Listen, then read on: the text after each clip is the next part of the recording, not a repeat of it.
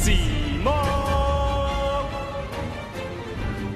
Ladies and gentlemen, welcome to round 9 of the Crush Card Cup. I'm Alex Simo, joined by Joseph Rothschild, MBT Yu-Gi-Oh! Himself, for another electrifying commentary. First up, big shoutouts to our sponsors for this free 512-person event, Project CCG, We Play Games, as well as Ultimate Guard. Be sure to check out all their links down in the description for all of your card game and accessory needs. So, for this one, we have Mr. Koty Angeloff himself. I really need to introduce him because he already has a massive pedigree to go through, but he's on Adamancipator. His only loss, both of these players are X1 by the way, was because he actually didn't play around. So he should be undefeated, which, I mean, that's like the ultimate flex. But he's going up against Sam here, who's going to be playing Salamangreat. I don't think we've seen this particular matchup, and I thought this one would be interesting to watch. So Joseph, how do you feel about this in particular? Oh, you are a fiend for Salamangreat players. Just finding every Salamangreat player in the tournament still undefeated and featuring them. Both these players, of course, still do have a pretty good chance at top cut, even if they lose, but I would really put my money on Koty, even though he's on the draw. You know, Joseph, if you want me to go back to showing Eldritch mirrors or Adamancipator mirrors, I could do that as well, if that's what you're implying. Oh, I'm sure the commenters would love to see another Eldritch mirror. Sound off in the comments about how much you want to see that. I know you do. Well, don't worry. For Top Cut, I'm sure they'll probably get a multiple of those to watch. But I don't know. I personally love the Eldritch Mirror. But anyway, let's go ahead and talk about this. Sam is going first, which I think if there's any chance for him to be defeating Adamancipator, going first and winning that die roll is definitely going to be one of the reasons. So we're going to start off with a normal summon of Gazelle, which is never the best if you're playing this deck. There's instances later on where if you already have Falco set up, that's perfectly fine. But turn 1, you really don't want to do it. We're seeing a hard make of Sunlight Wolf here without using Salamangreat Sanctuary, taking advantage of Foul. Now we're going to play the Sanctuary. Oh, he actually just didn't play it in the correct order. He meant the Sanctuary, then Reincarnation Link Summon, so that's fine. Missed that. We're going to use Wolf's Effect to add Rage back to hand. Rage is actually a very interesting card against a lot of decks, but against Adamancipator specifically, because we've talked time again about how when it comes to Adamancipator, the big threat with this deck is keeping the rock monsters on the field. And if you're able to remove them, they actually cannot extend very easily, and so I'm very curious to see how effective and potent this Rage will be in this particular matchup. So, importantly, probably what the Salamangreat player wants to end on here is Rage and Roar. You know, you're going to need multiple pieces of negation if you want to chew through an Adamancipator board, and unfortunately, while going first is fantastic for setting up those negations, it's not fantastic because Analyzer will be on for the following turn. So Koty has the potential to summon the on-theme Cyber Dragon at any point and continue combos even if all of their monsters are removed. It's going to be interesting to see how they navigate this turn, but I'm excited for it.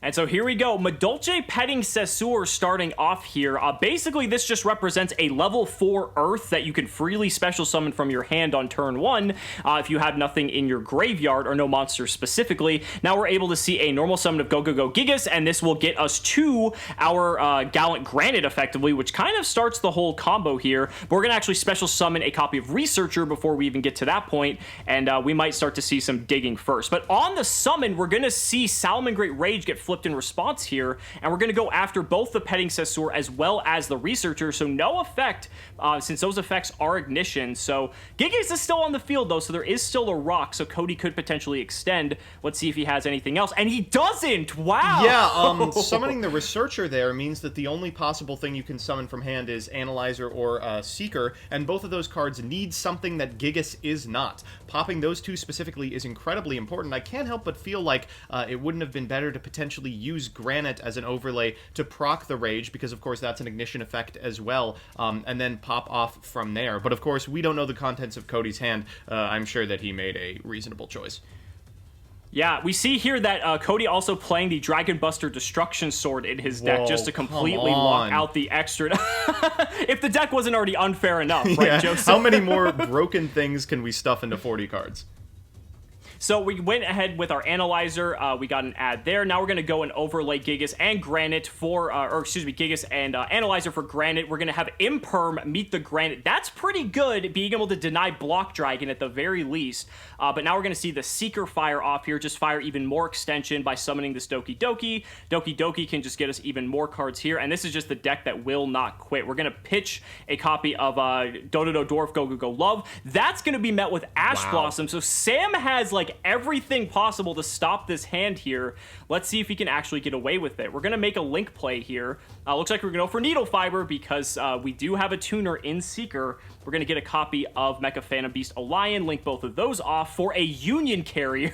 Yeah, it seems about and, right. Now, this is a secondary way to get Block Dragon if your copy of Gallant Granite is specifically negated. I mean, this is so frustrating. 2 hand traps, and it wasn't enough to stop this. I mean, he doesn't have another Impermanence? That's what you're telling me? Gosh. Yeah, a better player would, of course, drawn the second Impermanence. Yeah, so now here we go. We get to go for a Masquerena using the token that the O-Lion produced, as well as that Doki Doki. That's going to trigger the Block Dragon since it hit the graveyard. We now get to fuel our hand with a Gigantes, a Researcher, as well as a Weeping Idol. I've never seen this card, but it's a free special. I don't think... Yeah, it's a level 2 rock that if you can you can banish a tuner from your graveyard to special summon. That's actually pretty good in this deck. Wow. So he's going to be able to special summon all 3 cards that added off of Block Dragon and just effectively extend to infinity. Yeah, so now, Koty continuing to innovate this deck even as the format's progressing here. So we're going to go for a Gigantes as well as a copy of Researcher. Are you kidding me? He's saying, wait in chat, tell me this individual is waiting on Nibiru. Potentially. I mean, it looks like this is going to resolve, though. Koty's also deep playing Shade Brigandine as well, just for as many level 4 extenders as possible to get to that Granite here. But now we get to use the Gigas Engrave since we have the Dodo Dwarf Go-Go-Go Glove on the field. We get to special summon that back. Oh, well, we can't use our Battle Phase, Joseph. Looks like that's we just unfortunate. Wow, if Koty is waiting on a Nibiru, or if the opponent is waiting on a Nibiru summon, they are waiting a long time. Here comes the Appaloosa, and that potential is now completely gone. Yeah, now he's able to resurrect this Dodo the Dwarf Go-Go-Go Glove Engrave because the Gigas is on the field. Now we're going to go and for a synchro play into Risen Raptite. Raptite will be able to excavate some more. We get our Seeker to the field. And again, this is just a deck that does not quit. Oh my gosh. I mean, everything in the deck is either an extender or facilitates a main play. That's what I think people are frustrated about. The cards you're summoning, summon more cards. So here we go. We saw a banishing of the Researcher for Weeping Idol here. That allows us to make Herald of the Arclight with that and our Seeker. And we're just going to pass on this. There's an Appointer of the Red Lotus as well. If that wasn't crippling enough, this card will be able to just look at the contents of Sam's hand, get rid of any potential out to this board, and then we have to... and yeah, I was about to say, like, there's no way Sam is coming back from that. So, through an Infinite Impermanence and an Ash Blossom, this deck was able to rip a card out of its opponent's hand, establish a macro on field that doubles as an Omni Negate, and 3 monster negates. Are you kidding me? Yeah, that's just incredible. I mean, I don't know what deck could honestly beat that. I mean, you would have had to draw specifically, like, double out, so that way that the Appointer wouldn't have been able to deal anything with it, and then, like, you would have the perfect sequence of cards to be able to slowly pick apart that board, but even then, it's Salamangreat. I think that would have been a very monumental task. But here we go, Game 3. Salamangreat is probably getting all the tools it can at this point. I saw a Trap Trick there. Trap Trick is a very interesting inclusion. Do you think they're on Sanctum? I think that's typically the reason why you'd want to be on Trap Trick here. And to be fair, if you manage to hit that Trap Trick, Scythe could be the ultimate way to get your way to victory if you're playing Salamangreat here. We're gonna use this Circle to add a copy of Gazelle. Now we're gonna fire off Pot of Desires. Now that Gazelle is out of the deck, you don't really fear too much. Even then, sometimes you don't need it, but you obviously want to have it if you can. Tons of cards to work with here. We're gonna go for this copy of Sanctuary, Reincarnate Summon this Balinx that will trigger the Gazelle in our hand, and we might be able to get a minimal setup here with Sunlight Wolf potentially. We'll just have to see where he ends up going. Again, you kind of have to be pivoting either to Rage and Roar or some way to establish multiple negates. We saw that Adamancipator can play through almost anything, and aside from an extremely greedy, honestly, play in Game 1 around a Rage, it could have potentially gotten through there as well. You know, you got to be careful about what you're doing and when you're doing it. So this setup turn, even though it might look unassuming and normal for Salamangreat, is going to matter immensely. Right, so will the Salamangreat going to resurrect this copy of Balinx? That's going to trigger the Sunlight Wolf's effect to add the Gazelle back to the hand. Now you can link both of these off for a new Sunlight Wolf, get that copy of Roar out of your graveyard, and pretty much that's going to be the end of the turn, depending on what other cards might be in the back row. we're going to have to see what else. Oh, he's actually going to use the effect of the roar itself, since he reincarnation link summoning, to set it, and he's going to add back the circle with the wolf. He wants to have as many resources as possible going into this, because he feels like this might be...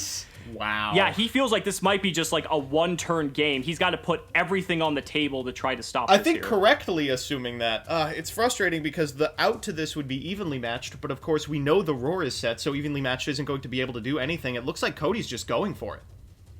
All right, so Petting Sasur going to lead us off. Now we have a normal summon of Researcher here. We're going to see if this prompts any response. We're going to activate the effect, and that's going to resolve. So here we go. There was a slew of different cards. There's a Researcher. There's a Doki Doki. Yeah, Gigas is going to be the card of choice. You beat me to it.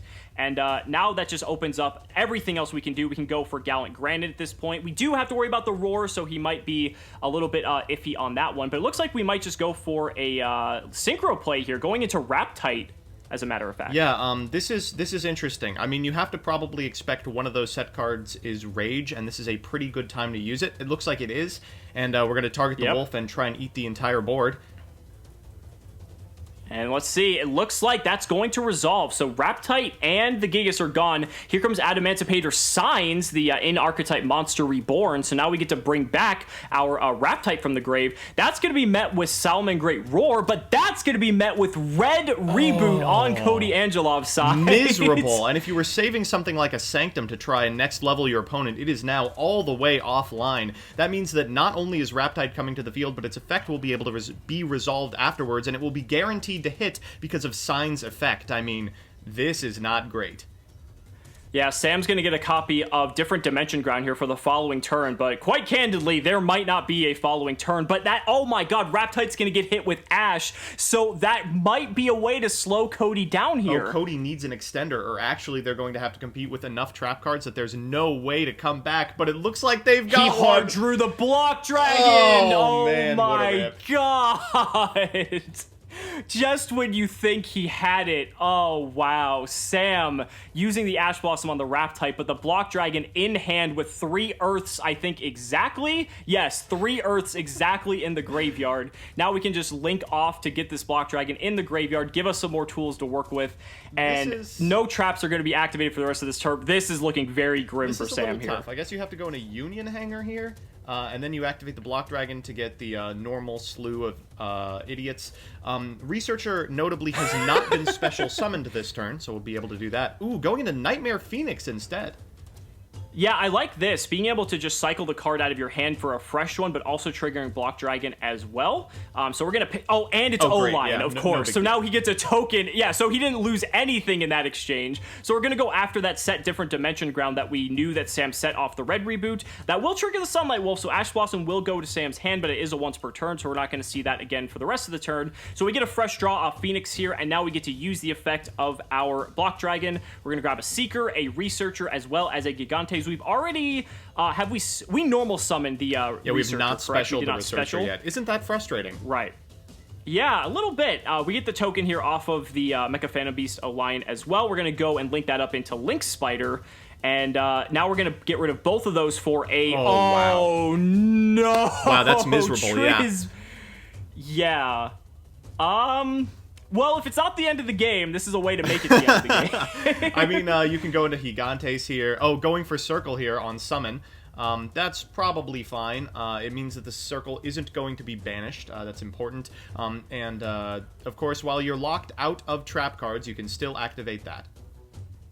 Yeah, okay, so the Trisbania hits the board. Gigantes is going to hit the field as well. We're going to special summon this copy of Researcher since we have not done so yet. We have used the effect, I believe, though, so I don't think we're going to be doing that yet unless I missed something here. Now we get to special summon this Seeker to the board as well. That effect I do not think we have used. We have not, but using it will cause a monster to be summoned to a Trisbana zone. So Koty does have to think here, going to a 6 first to clear out zones, or a Halqifibrax, excuse me, and then using its effect in order to get a tuner from deck. This is a pretty good time to trigger Trisbana, and there's one. Yep, so we're going to trigger the Trisbana using the Gamma from deck. So Koty was on that Gamma package as well. Triggers Trisbana. We're going to banish all of the spell and traps that Sam has on the field. That Gamma will get banished as well, but Koty does not care about that. There goes a Desires as well, man. That Setting is it so to Bluff. rough. Bluff did not pay off here. Yeah, so now we're going to use the effect of Seeker since we have a zone available to us. We're going to dig deep here. We got some options. We're going to grab that Gigas, which is perfectly okay. I think, well, there is a Balings in Graves still, so we will have to dispatch of the Sunlight Wolf if we're trying to OTK, but 6,000 life points, this deck can make Borrelsword Dragon rather easily too. This could potentially be the end of the game, we'll just have to see. We're just going to go for Unicorn here, shuffle back the Sunlight Wolf to dodge the Balings, and this is 25, 47, 57, this is 5,900 actually, so this is 100 off. And Block Dragon, I was going to say, Block Dragon should be more lethal. than lethal. Right, absolutely. So Block Dragon hits the board by banishing more Earths, because guess what? That effect is not once per turn for some reason. And Koty Angeloff takes it. This card's getting banned, Joseph. I don't care what you think says. Block Dragon's going to be the hit? I think the most powerful card in Adamancipator has got to be Red Reboot. Ban that as well while we're at it. Guys, thank you so much for watching the video. Koty Angeloff moving on with an 8-1 record in the Crush Card Cup, and we will see you in the next match.